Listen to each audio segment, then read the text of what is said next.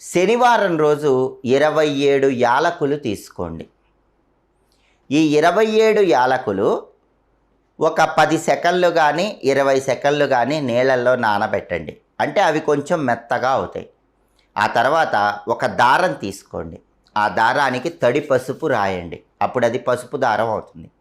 సూది తీసుకొని ఈ పసుపు దారానికి ఈ 27 యాలకులు కూడా గుచ్చి ఒక యాలకుల దండ తయారు చేయండి.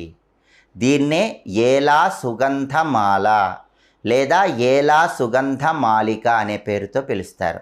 ఇలా 27 యాలకులు పసుపు దారానికి కట్టి ఒక మాలలాగా తయారు చేసి శనివారం రోజు మీ ఇంట్లో వెంకటేశ్వర స్వామి వారి విగ్రహం ఉంటే ఆ విగ్రహానికి, లేదా వెంకటేశ్వర స్వామి చిత్రపటం ఉంటే ఆ చిత్రపటానికి ఈ ఏలా సుగంధమాల అలంకరించి నమస్కారం చేసుకోండి.